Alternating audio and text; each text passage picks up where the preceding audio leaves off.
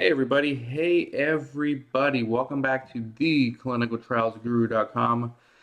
Again, that website address for you, in case you don't already know what it is, it's www.theclinicaltrialsguru.com.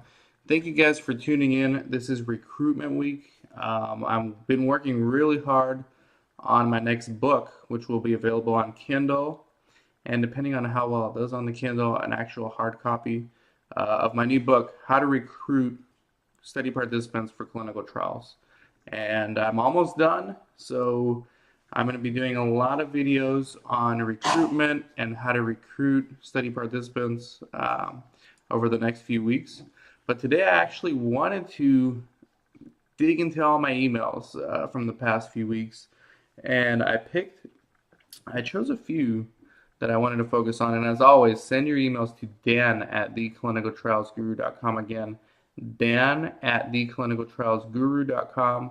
I will keep you absolutely anonymous unless you want otherwise or you choose otherwise. But I know many of you people out there may not necessarily want other people to know that you're asking these questions. I get it. I understand. This is a very secretive industry for some reason. I don't know why, but it is. And so I respect that. But send your questions and I'll keep you anonymous. If you want a shout out, just let me know. Anyways, let me get to these questions. A couple of good ones, and they're not all about recruitment. Actually, I've done enough videos lately on recruitment, so I wanted to touch on some other topics. So this one says, Dan, now you sparked my interest in inpatient studies. I don't want to do hospital studies, but there are studies that you can do that are inpatient studies and not actually done through hospitals. I would be very interested in knowing more about them. I want to be a profitable site that can do more than keep the lights on and pay my employees. I don't want to do hospital studies because of the hospital IRBs. Yes, many hospitals out there, my friends, use local IRBs. And if you've been following my blog or you know anything about research, you know that local IRBs should be avoided at all costs if and when possible when you try to conduct clinical research, unless you have reasons for using them.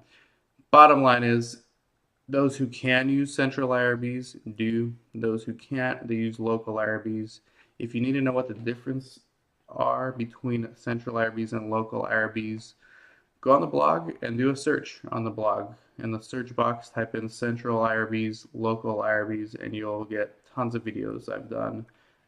Numerous videos on the differences between these two type of IRBs, so I don't want to bore the other viewers, but yes, you can do inpatient studies without using hospitals. Not all studies, but you can do inpatient studies without using hospitals. You can get away with using some other type of dedicated research facility that can accommodate overnight stays. So what an inpatient study is exactly what it sounds like. Study participants who join the study stay overnight, whether it's 1 night, 2 nights, 3 nights, a month, 2 months, whatever it may be, they stay in the facility for that period of time as specified by the protocol. And yes, it is very possible to do these studies without actually using hospitals. I've done both. It's obviously much more profitable to not use a hospital. I've talked to a monitor just the other day, a CRA just the other day, when I was doing a site selection visit for a client of mine, and they were doing an inpatient study, and they were using an actual hospital. And the monitor who was doing the site selection visit actually mentioned to me how so few of her sites, and she had sites all across the country for that particular study, were not using hospitals. And so I asked her, what kind of facilities are they using? She said most of them own their own facilities where they can accommodate for overnight stays. They have staff that stay overnight. Some use or rent rooms from assisted living facilities or nursing homes in the area, whatever it is. But for this particular study, at least, and it's probably true from my anecdotal experience and my own anecdotal evidence, I've seen that sponsors routinely do consider sites, you don't necessarily have to have a hospital or contract with a hospital to do an inpatient study. So for those of you guys who are like me, for the longest time, I was avoiding doing inpatient studies because I did not want to deal with hospitals and all the red tape that goes along with the local IRBs and just the hospital policies and how they have their own SOPs and procedures for everything. I was afraid of doing inpatient studies. And it wasn't until a few years ago that I realized that you can actually do and do very well and make a lot of profit actually from doing inpatient studies without necessarily using a hospital. So what you can do is if you have the luxury of having your own facility, obviously you're going to use that.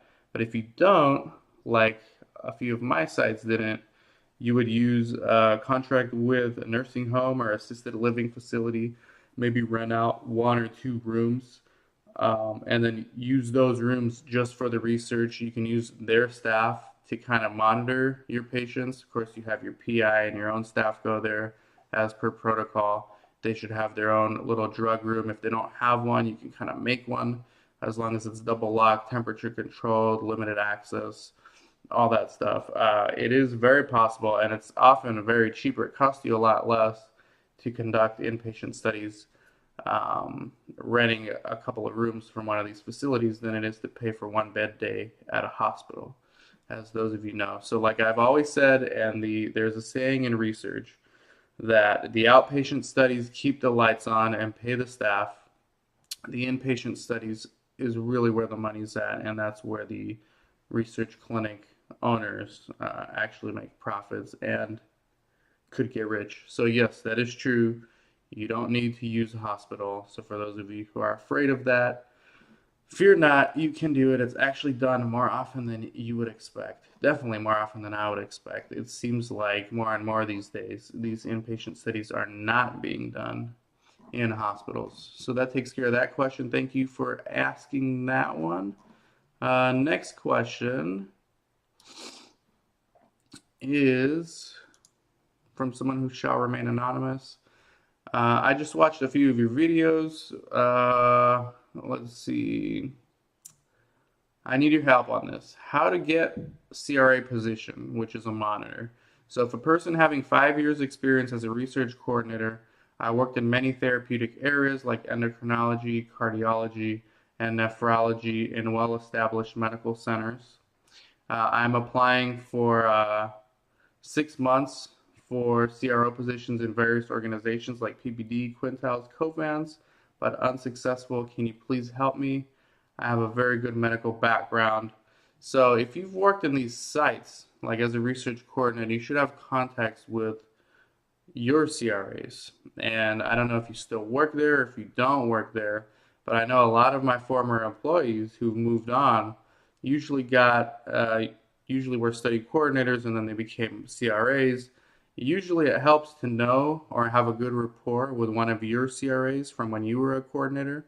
So try to dig through your email, see if you can find any contacts.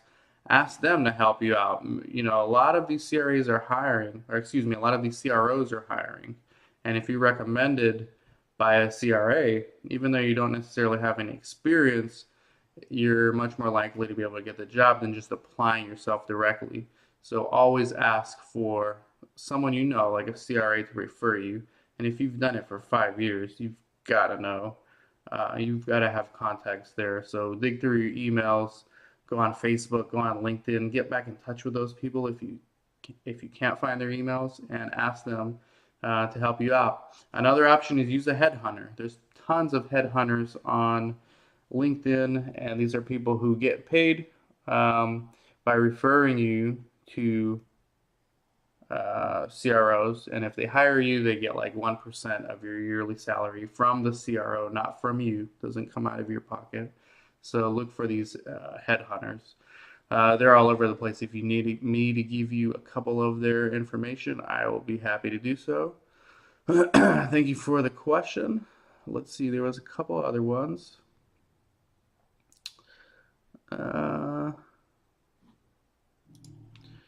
There was one here.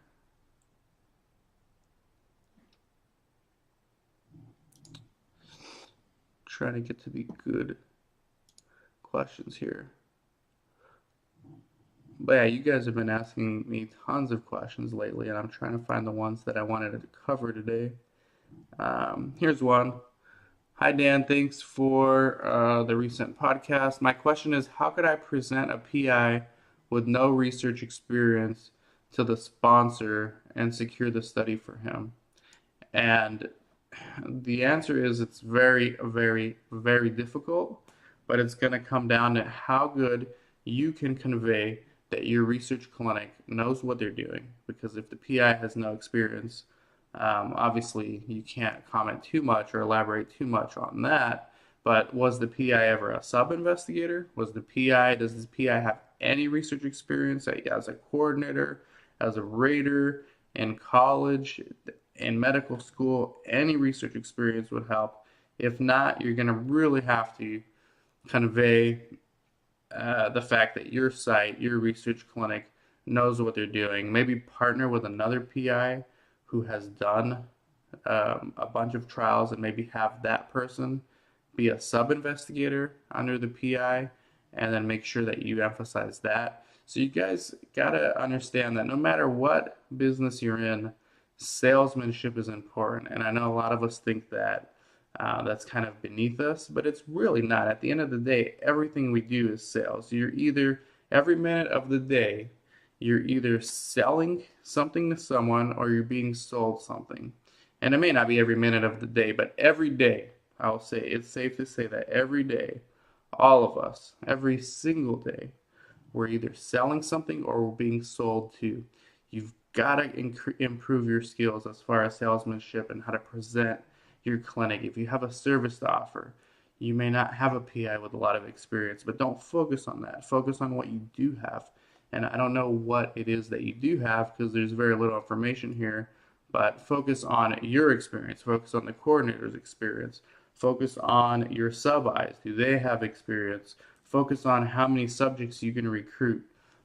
Anything you can to help. You can't secure a study if you have no confidence in what you're doing. So make sure that you have confidence. Make sure that you can highlight like 5 things that your site does have going for itself, and then highlight the qualities that this PI has that would make him an asset to a clinical trial. Maybe he's dedicated to the site and he's on site 30 or 40 hours a week. Sponsors would love that. They're used to not seeing PIs that often. Maybe he's got a large patient population, or she. Try to find something positive from this PI or about this PI, and then of course about your own research clinic and some of your staff, and then go from there. That's what I would do, in my opinion. Another question. There were some good ones these past few weeks. Let's get it, but thank you for that one.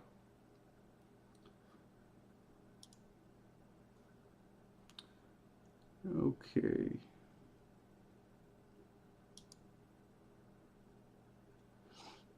This person says, "Hi Dan, I recently completed my master in pharma and pharmacology from a university, a reputable university. I'm looking to build my career towards clinical research. I've applied for clinical trial analyst. I have cleared the online test and was waiting for an interview. Please guide me according to the job and which areas I have to focus on. Please find the attachment given below." So I would, if you're trying to be a CRA, I know this is not what you want to hear, but try to be a coordinator for some time. And then, like I told the other viewer, ask one of your CRAs if their company's hiring. You'll be surprised, a lot of times they are. Here's a really good one. "Hi Dan, I think your advice is very helpful for study coordinators. I have a question. We are starting a new trial and we have no experience on budget issues, which, by the way, once I'm done with my clinical trial recruitment ebook, I will immediately, and I mean immediately, begin working on a contract and budget in clinical trials and how to negotiate contracts and budgets in clinical trial ebook. So anyways, we're starting a new trial. We have no experience on budget issues, and after we receive the budget, We requested an overhead of 20%. I usually request 30, but okay, I understand you have little experience. Some sites, if you look back at my interviews with Anna Marquez from Florida, she's asked for 50% at times, 100% at times. Um, Not overhead, but she's asked for an increase in the budget up to 100%. But I've heard she's done overheads of 30%. So try to do 30% next time. The budget person from the CRO requests an institutional overhead policy to justify this 20%. I've been asked this before. It's a negotiation tactic. You've got to get over it. You've got to create an institutional overhead policy. And before you start freaking out and saying, I don't know what the hell this is, go to my blog and look at just search on my blog for overhead policy. And if you still can't find that video, email me, I'll send it to you. I talk about exactly how to create an overhead policy for your clinic. What you can do is a lot of these public universities who conduct research have to post their overhead policies somewhere on their website because they get public funding, they get grants. So they post their overhead policy. Pay close attention, study their overhead policies, look at everything they put in there, and then put those things in your overhead policy, if you can justify those, of course. Put those in there. That's how I built mine. And so find a university in your area or any university that's a public university, and they get public grants most likely, and they have to post their overhead policies. So do that. Email me if you can't find it, but excellent question. Hopefully that helps. Let's try to get to one more question here before I'm done. Well, here's one about needing help finding trials for this person's site. Dan, I've been watching your videos. You're very informative. The only area I'm having trouble in is finding studies. Get the DVD. It has specific resources. It's got tons of stuff. I've done tons of free videos on the blog about how to get studies. One of the most underrated things in any business is hard work.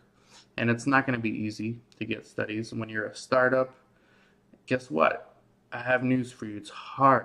It's very hard. There's a reason why like 99% of startups fail after I don't know how many years. It's hard work, but you can do it. There are tons of free websites you can get on and register your clinic or your PI for free. You can go to various different websites where the CROs and sponsors go to look at sites. Just to give you one now, on the DVD, there's all of them. On my blog, I talk about these all the time. Go to drugdev.org. That's drugdev.org. I interviewed someone from there about a year ago, or maybe a little longer than that now. Drugdev.org, absolutely free. Register your PI on there. I've been getting studies from them this year. Absolutely free. And Pfizer, Merck, and J&J or Janssen have been using them to find studies. I've been getting studies. I can't believe how easy it is to sign up your clinic to their website, drugdev.org. Hopefully that helps. That's enough to get you started, and then also get the DVD. And last one more. There was a really good one, and I know it might ruffle a couple of feathers, but it wouldn't be fun if we didn't do that.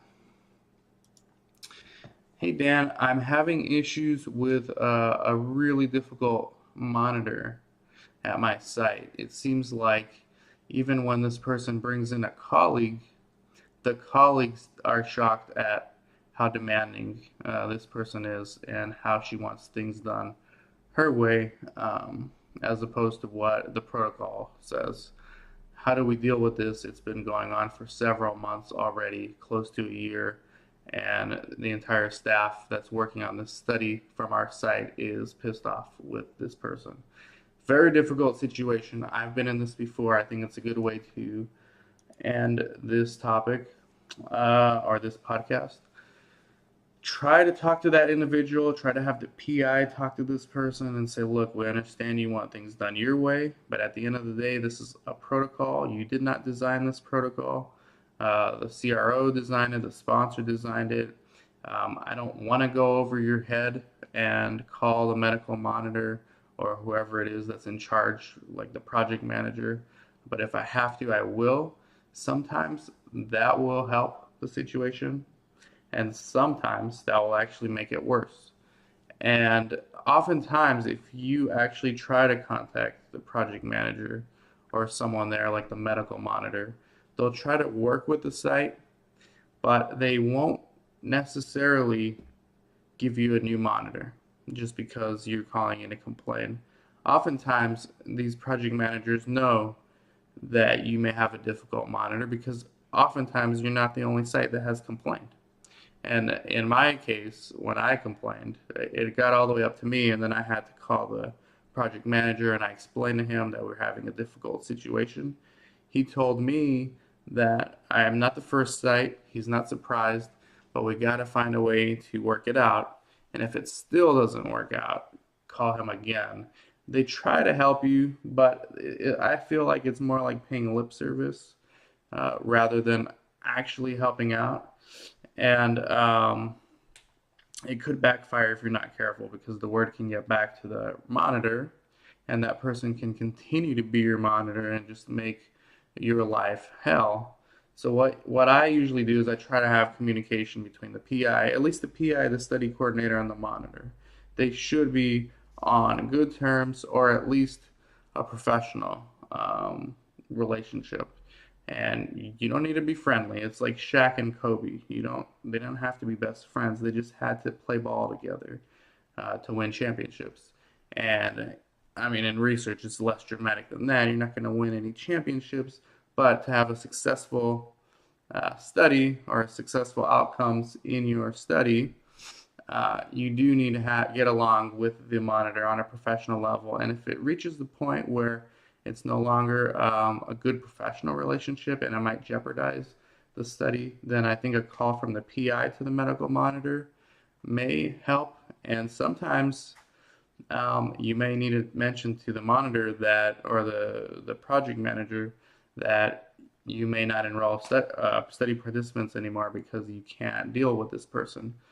In those cases, usually they'll either have a talk with this person or they'll try to accommodate you by giving you someone else.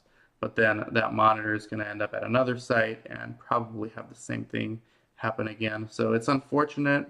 There are many monitors, like 80% of the monitors I've met have been wonderful people. They're always the 20%, they're always the outliers that cause most of the problems and most of the complaints. And guess what? They exist in every industry. It's not just ours.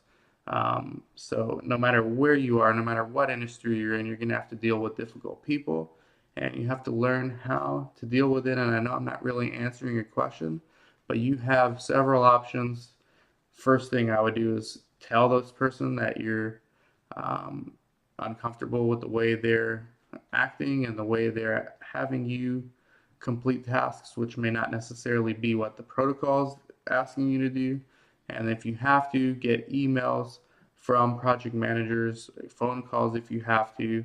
And if the bigger picture conversations with these project managers don't help, you may want to start breaking down the issues individually on a case-by-case basis. For example, if this monitor is requesting you to do a certain study procedure one way, and you know that the protocol gives you leeway to do it another way, you don't necessarily have to appease your monitor. You just have to follow the protocol. What I would do in that case is email the medical monitor or the project manager exactly what it is you're doing, ask them if it's okay, get that email response, print it out, put it in every single source document binder where this issue is going on, and next time your CRA points it out, show them the printed email from the project manager stating that it's okay to do it. Sometimes that'll work, and unfortunately you may have to do that on a issue by issue, case by case basis. That's the way it goes in this industry and in any other industry for that matter.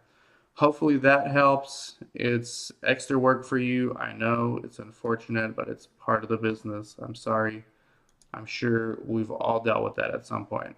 I want to give my clinical trial guru producers a shout out. That's South Coast Clinical Trials, Sarah Elizabeth Siegler, Resolve Research Solutions, Accurate Clinical Trials, PT&R, Erdhart Clinical Research, Tradestone LLC, Breakthrough Clinical Trials, Kulkarni Law Firm, Biopharm Systems, Zymewire, Mosio, St. Paul Research Center, Investigator Research Group, Phlebotomy Services. And if you or your organization would like to be a producer, the cost is $99. $99 for a lifetime membership.